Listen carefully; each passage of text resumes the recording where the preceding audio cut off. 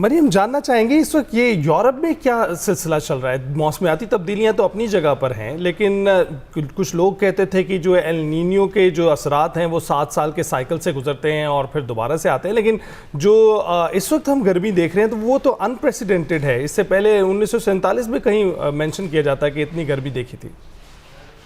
जी देखिए, अगर आप क्लाइमेट चेंज के पैटर्न्स को देखें यूरोप में भी, तो वक्त के साथ साथ जो है वहाँ भी दर्जा हरारत आपको बढ़ता हुआ ही नजर आएगा।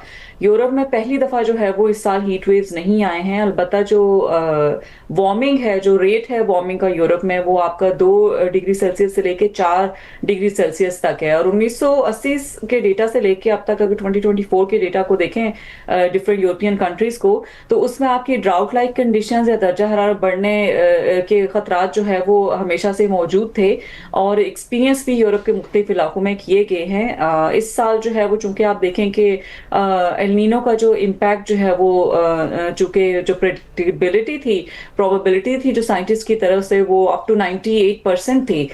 तो जो कि अभी तक कंडीशंस आपकी डेवलप हो रही हैं और साल के एंड तक जो है वो मजीद एग्रीवेट होंगी। और यूरोप को, और ना सिर्फ यूरोप को बल्कि दुनिया के बाकी भी कुछ इलाके ऐसे हैं जहां पर आपको 2027 में इससे भी ज्यादा गर्मी एक्सपेक्ट करनी चाहिए, इससे भी ज्यादा हीट वेव्स आपको एक्सपेक्ट करनी चाहिए, इससे भी ज्यादा ड्राउट लाइक कंडीशंस एक्सपेक्ट करनी चाहिए। और इसके अलावा आपके साथ ही साथ वाइल्ड फायर्स के भी काफी ज्यादा खतरात होंगे, वाटर स्कैसिटी के आपके प्रॉब्लम्स होंगे। तो ये जो साइंस है, ये जो डेटा था, ये ऑलरेडी इशारा बार बार कर रहा था कि ये सिर्फ डेवलपिंग ममालिक जो पाकिस्तान जैसे ममालिक या इसके जो नेबरिंग कंट्रीज हैं, सिर्फ वो एक्सपीरियंस नहीं करेंगे, बल्कि अमीर ममालिक जिनकी वजह से पाकिस्तान जैसे ममालिक सफर करें, उन पर भी ये वक्त आएगा। तो ये आई थिंक वेकअप कॉल है सारी नेशंस के लिए कि टुवर्ड्स क्लाइमेट चेंज जो है वो काम करें, एडेप्टेशन के ऊपर काम करें, मिटिगेशन के ऊपर काम करें। और देखें कि चाहे गरीब है चाहे अमीर है, हर एक को अब जो है वो क्लाइमेट चेंज के कॉन्सिक्वेंसेस जो है वो देखने को आपको मिल रहे हैं। अच्छा मरीम, जिस तरह हम जिक्र करें सारा पैटर्न ही चेंज हो गया है। स्विट्ज़रलैंड के हवाले से भी यही खबरें चल रही हैं, वहाँ पर भी गर्मी के रिकॉर्ड टूट रहे हैं और शदीद किस्म की गर्मी आ गई है। आपने कहा कि ये वेकअप कॉल है हम सब के लिए, ख़ासतौर पर उन ममालिक के लिए जो इस तबाही के ज़िम्मेदार भी हैं, इसमें हिस्सा भी ज़्यादा डालते हैं। और जैसे पाकिस्तान जैसे ममालिक है जिनका आप जिक्र करिए, जिनका तबाही में तो हिस्सा नहीं है, लेकिन उनके लिए ये जो क्लाइमेट चेंज है वो सबसे ज़्यादा उन्हें मुतासर कर रहा है। और अगर हम बात करें इस बार, तो कम बारिशों और ज़्यादा दर्जा हरारत के हवाले से हीट वेव के खतरात यहाँ पर भी बताए जा रहे हैं। तो ये सिचुएशन आगे किस तरफ जाती हुई देख रही हैं? जी देखिए, जो दर्जा हरारत पाकिस्तान में बढ़ रहा है उसकी वजह से जो आपके ग्लेशियर्स हैं नॉर्थ में, इसमें से एनडीएमए की तरफ से पिछले साल भी जो है वो निशानदेही की गई थी और इस साल भी की गई है कि 33 झीलें आपकी ऐसी हैं जिनके फटने का खतरा है, जिसको आप बोलते हैं ग्लेशियर लेक आउटबर्स्ट फ्लड्स। चूंकि आपका दर्जा हरारत बढ़ता है, टेम्परेचर बढ़ता है, डे टाइम टेम्परेचर और नाइट टाइम टेम्परेचर इवन आपके गिलगित बल्तिस्तान और नॉर्दर्न कुछ इलाकों में भी आपके बढ़े हुए हैं, तो उसकी वजह से होता यह है कि आपके ग्लेशियर्स बहुत तेजी के साथ मेल्ट होते हैं। और जब ग्लेशियर्स मेल्ट होते हैं तो आपकी झीलें जो है जो बनती हैं उनके फटने का खतरा होता है, जिसकी वजह से आपकी फ्लडिंग के खतरात होते हैं। अभी भी आप देखें कि गिलगित बल्तिस्तान के कुछ इलाकों में जो लैंड स्लाइडिंग, जिसमें लास्ट ईयर भी आपने कुछ फुटेजेस देखी होंगी और कवर भी आई एम श्योर किया होगा, उसमें गारे और पत्थरों से लिपटे हुए जो है वो काइंड ऑफ लैंड स्लाइडिंग हुई थी। इस साल भी कुछ इलाकों में अभी हो चुकी हुई है।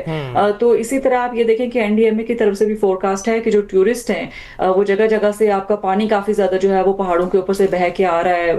आपके पैचेस में जो है वो कुछ जगहों पे बारिशें भी ज्यादा हो रही हैं, कुछ जगहों पे नहीं होंगी, लेकिन ड्राउट लाइक कंडीशन का ये मतलब नहीं है कि बिल्कुल ही कहीं भी पूरे पाकिस्तान में बारिश नहीं होगी, बल्कि क्लाउड बर्स्ट जैसे फिनोमेना या रेन बर्स्ट जैसे फिनोमेना आपको कुछ इलाकों में देखने को मिलेंगे और अभी तक मिल रहे हैं। तो जो टूरिस्ट हैं खास तौर पर उनको एहतियात करने की जरूरत है कि पिछले साल भी इतनी बात हुई है, तो इस साल भी नॉर्दर्न एरिया की तरफ एनडीएमए की फोरकास्ट थी, मेट डिपार्टमेंट की फोरकास्ट थी, एडवाइजरीज थी आपकी, तो फिर हम क्यों अवॉइड नहीं करते हैं ट्रैवल करना। बहरहाल ये जो आपने फिनोमेना बताया कि जो ग्लोबल इम्पैक्ट है उससे पाकिस्तान का डेफिनेटली सिग्निफिकेंट कंट्रीब्यूटर नहीं है फॉसिल फ्यूल का, लेकिन मैं थोड़ी सी ये मेंशन करना लाजमी चाहूंगी कि जो ग्राउंड रियलिटीज हैं हमारी, जिसमें हमारे गवर्नेंस के प्रॉब्लम्स हैं, जिसमें हमारी पॉलिसीज प्रॉपर नहीं हैं, ये ऐसे इश्यूज हैं जो आपके ग्राउंड जो सिचुएशन है हमारी उसको वर्स करते हैं। बिल्कुल। ठीक है, ग्लोबल वार्मिंग की वजह से आपका जो है वो वल्नरेबल रीजन है, हमारे यहाँ वेदर पैटर्न्स चेंज हो रहे हैं, सब कुछ हो रहा है। लेकिन अगर आप देखें कि खासतौर पर सिर्फ अर्बन प्लानिंग को देखें तो इतनी ज्यादा अर्बन प्लानिंग हो गई हुई है कि आपके जो पानी जैसे ही बारिशें होती हैं थोड़ी बहुत तो आपकी गलियों में पानी भर जाता है, आपकी अर्बन फ्लडिंग हो जाती है। लेकिन साथ ही साथ क्लाइमेट चेंज का फिर कॉम्प्लिकेटेड इशू ये हो गया हुआ है कि चूंकि आपका दर्जा हरारत बढ़ गए हैं तो जो आपका सॉइल मॉइस्चर जो होल्ड करती थी नेचुरली, वो जो है वो मॉइस्चर तेजी के साथ जो है वो कम हो रहा है और हो चुका हुआ है काफी जगहों पर। तो उसकी वजह से होता यह है कि उसके बाद जब बारिश होती है तो आपकी जमीन तैयार नहीं होती है पानी को एब्जॉर्ब करने के लिए भी। तो ऐसे सूरत हाल में जो वेजिटेशन कवर है उसको बढ़ाना बड़ा जरूरी होता है, और वेजिटेशन कवर में आपका इंडिजिनस प्लांटेशन करना जरूरी होता है। फिर इसी तरह इंजीनियरिंग स्ट्रक्चर्स की तरफ अगर हम जाएं तो मटेरियल्स इस किस्म के हमारे घर बनाने में इस्तेमाल होते हैं जिसकी वजह से आपके बहुत जल्दी जो है वो घर गर्म हो जाते होते हैं। तो रूफ टॉप गार्डनिंग, टेरेसेस में गार्डनिंग, ये बहुत सारी चीजें कॉम्प्लिकेटेड ऐसे हैं। फिर इसी तरह आप देखें कि टूरिज्म की मैं बात कर रही थी तो जो आपका हॉस्पिटैलिटी सेक्टर है, दरियाओं के ऊपर उसने अपने होटल्स बनाए हुए हैं।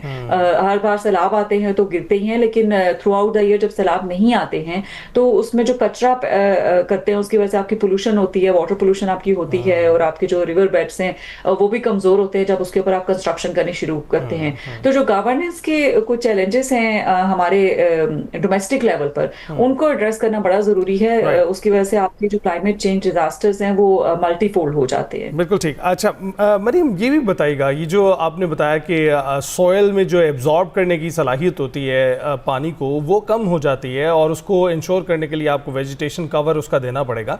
उसी तरह से जो ग्लेशियल लेक आउटबर्स्ट जिसकी आप बात कर रही थी, उसको संभालने के लिए भी कुछ ममालिक ऐसे हैं जिसमें स्विट्ज़रलैंड भी शामिल है कि जो साल हर साल जो है अपने ग्लेशियर्स को, अपने जो पहाड़ों पर मौजूद बर्फ़ है उसको संभालने के लिए कुछ छिड़काव उस पर करते हैं ताकि वो सारा साल वैसे ही दिखाई दें जिस तरह से वो सर्दियों में दिखाई दे रहे होते हैं।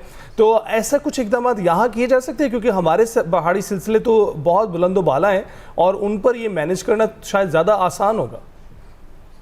देखिए, ये जो आर्टिफिशियल तरीके होते हैं जिसकी वजह से कोई चीज़ जो है वो दिख जाए, वो आपके कॉस्मेटिकली तो अच्छे लगते हैं लेकिन जो नेचर वाइज उसमें कंट्रीब्यूशन उनका होता है उसको आप स्टॉप नहीं कर सकते। मिसाल के तौर पर आप ये देखें कि ये ऐसा ही है कि जैसे कुछ फल फरोश या सब्जी फरोश होते हैं, वो टमाटर को शैम्पू से धो के रखते हैं कि चमकता रहे, लेकिन वो कितने दिन चमकेगा, अगले दिन तो उसने अपनी असली हालत में वापस आना ही है। इसी तरह आप ये देखें कि जो दर्जा हरारत बढ़ रहे हैं उसकी वजह से आपकी ग्लेशियर मेल्टिंग जो है वो कम नहीं होगी, वो आपकी बढ़ेगी ही। हाँ, चीजें रिवर्स करने के लिए ये आपको करना पड़ेगा कि जो आपके ग्लोबल नॉर्थ है उसको जो फॉसिल फ्यूल एमिशंस हैं, जो ऑयल का इस्तेमाल है, जो फॉसिल फ्यूल और ईंधन का इस्तेमाल है वो कम करना पड़ेगा, रिन्यूएबल की तरफ मूव करना पड़ेगा। इवन के जो ग्लोबल नॉर्थ में कुछ ममालिक आपके ऐसे हैं जिसमें स्पेन, जर्मनी, आपके कुछ इलाके ऐसे हैं, वहां पर भी आपको अर्बन स्पेसेस में ग्रीन कवर कम होता हुआ वक्त के साथ साथ नजर आ रहा है। इसी की वजह से भी आपके हीट वेव्स के फिनोमेनन बहुत बढ़ रहे हैं। फॉसिल फ्यूल का इस्तेमाल तो अपनी जगह है ही है। तो ये चीजें आपकी ऐसी हैं जो ना सिर्फ ग्लोबल नॉर्थ एक्सपीरियंस कर रहा है बल्कि हमारे जैसे ममालिक भी एक्सपीरियंस कर रही हैं। लेकिन उनमें और हम में डिफरेंस ये है कि उनकी इकोनॉमी थोड़ी स्ट्रांग होती है तो उनके पास इंश्योरेंस के कुछ मैकेनिज्म्स होते हैं जिसमें अगर एक फार्मर इम्पैक्ट उस पर क्लाइमेट चेंज की वजह से हो रहा है तो उसको इंश्योरेंस प्रोवाइड करेंगे। अगर आपका घर डैमेज हुआ है फ्लडिंग की वजह से उसकी भी आपको इंश्योरेंस होगी। तो इस तरह के मैकेनिज्म पाकिस्तान में जो है हमारे फार्मर्स को या जिन पर डिस्प्रोपोर्शनेटली इम्पैक्ट होता है क्लाइमेट चेंज का, उनके पास अवेलेबल नहीं है। तो भैया कौन से ऐसे मेजर्स हैं जो इमीडिएट बेसिस पर लेने चाहिए गवर्नमेंट को ताकि मजीद जो तबाही की तरफ हालात जा रहे हैं उससे बचा जा सके? जी, सबसे पहले तो नेचर बेस्ड सोल्यूशन बहुत ही सस्ता तरीका है क्योंकि हमने ये देखा है कि पिछले 30 सालों से जो निगोशिएशंस हम इंटरनेशनल ऑर्गेनाइजेशंस या इंटरनेशनल गवर्नमेंट के साथ कर रहे होते हैं वो हमें फंडिंग तो उस तरह से प्रोवाइड कर नहीं रहे, करते भी हैं तो कर्जों की फॉर्म में करते हैं या कंडीशनल करते हैं छोटे छोटे प्रोजेक्ट्स की फॉर्म में। तो हमारे जो लोकल फंडिंग के सोर्सेज है जिसमें कॉर्पोरेट सोशल रिस्पॉन्सिबिलिटी आपकी डिफरेंट इंडस्ट्रीज और की खासतौर पर होती है, प्राइवेट सेक्टर की होती है, उनकी फंडिंग के थ्रू आप फंड जनरेट करके नेचर बेस्ड सोल्यूशन में आपके एफॉरेस्टेशन जो है वो तेज से कर सकते हैं। उसके बाद फिर आपके नेचर बेस्ड सोल्यूशन में आपका ये भी आता है कि आप इस तरह के इकदाम करते हैं जिसमें आप ट्रेंचेस काइंड ऑफ आप जमीन के अंदर बनाते हैं कि पानी जब बारिश हो तो आपके ग्राउंड के अंदर जो है वो पानी चला जाए मैक्सिमम, क्योंकि इससे होगा ये कि जब उसका एक्सपोजर सनलाइट के साथ नहीं होगा तो इवेपोरेट इतनी तेजी के साथ नहीं होगा, तो अवेलेबल रहेगा इस्तेमाल के लिए। जो एक्वाफर्स है उनका रिचार्ज में भी इसी तरह हेल्पफुल होगा। साथ ही साथ आपके रिन्यूएबल की तरफ पाकिस्तान डेफिनेटली मूव कर रहा है, जिसमें सोलर पैनल्स काफी ज्यादा बढ़ रहे हैं, लेकिन साथ ही साथ गवर्नमेंट्स को थोड़ा सा आवाम को रिलीफ देना पड़ेगा।